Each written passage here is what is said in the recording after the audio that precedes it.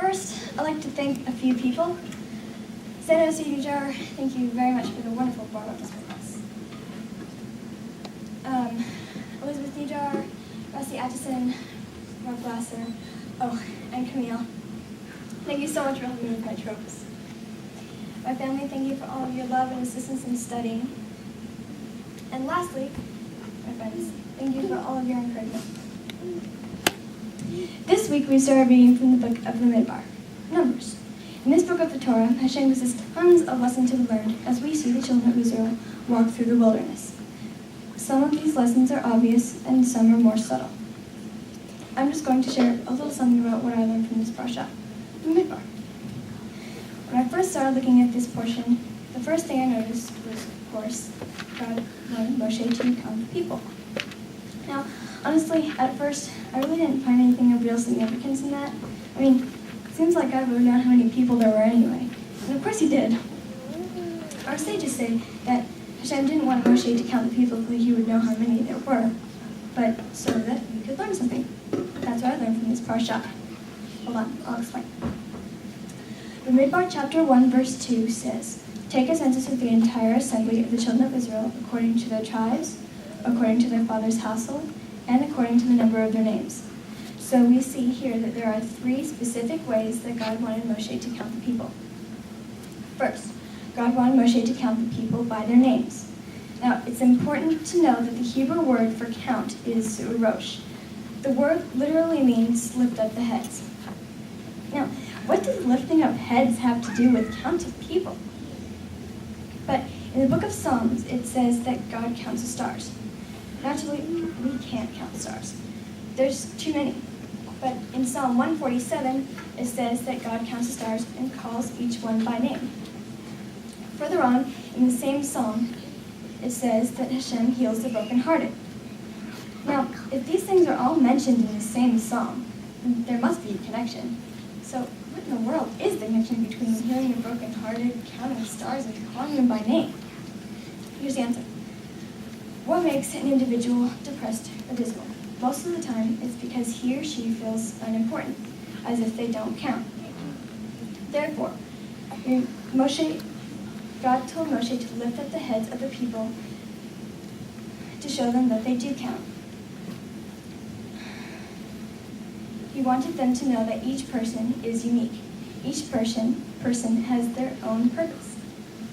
This, by the way, is why we should be very careful not to insult someone about who they are.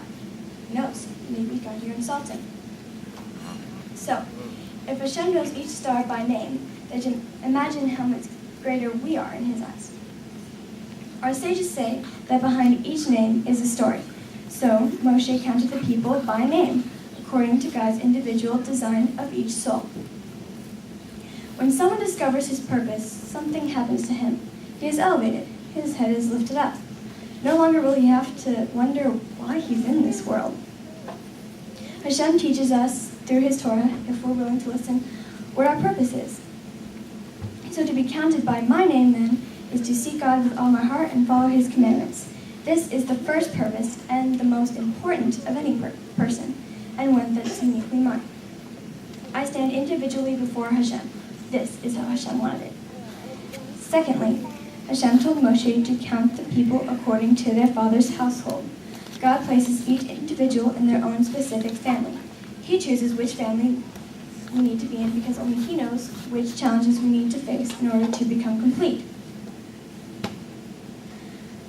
So, to be counted by our families is to trust that Hashem places each of us in the family of his choice, where we need it to be. And it means to work hard to please God by following the guidelines for family life given to us in the Torah. Therefore, we need to ask ourselves these questions. Are my family relationships being pleasing to God? Am I being a Torah son or daughter? Am I being a Torah brother or sister? This isn't easy because we live in a hurting world, but God's Torah is perfect and will never change. Hashem told Moshe to count us by our families. Therefore, we must regularly evaluate ourselves to see if we are counted in a worthy manner. This is how Hashem wanted it. Thirdly, Hashem instructed Moshe to count us by our tribes, which in our case might mean communities. On one hand, God told Moshe to lift up the heads of the Israelites, to have each person know their own strengths and ideals.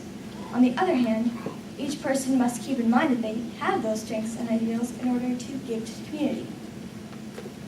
So, we've seen so far that Hashem wants us to discover who we are and what our purpose is through our individual relationships with God, through our family, and also through our community.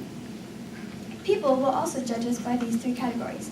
They will define us by the godliness they see in us, by our relationships with our moms, dads, brothers, and sisters, and how we serve our communities.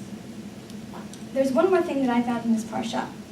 Remember that Hashem instructed Moshe to exclude the tribe of Levi in the counting of the other tribes.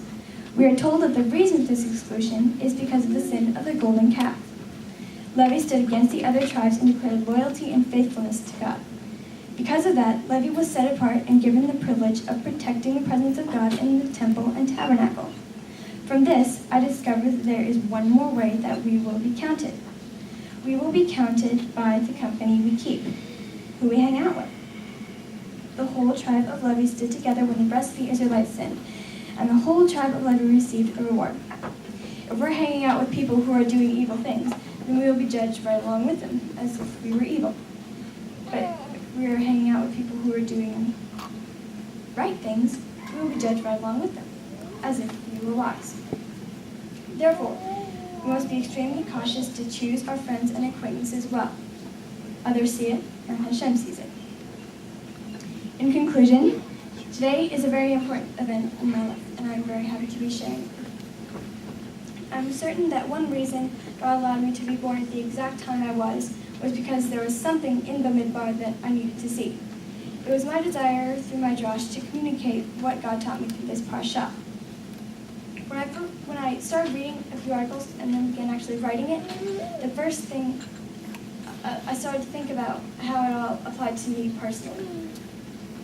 I know that sometimes I have problems with not wanting to be me and striving to be someone else. So now, with Hashem's help, I will be faithful to my calling as Julianna. This is how the Torah says I will be counted before God and man. I want to seek God with all my heart and be a good daughter to my mom and dad, a loving sister to my brothers and sisters, serve my community with all that I'm given in life, and to choose my friends wisely. So from this day on, I am counted. Shalom.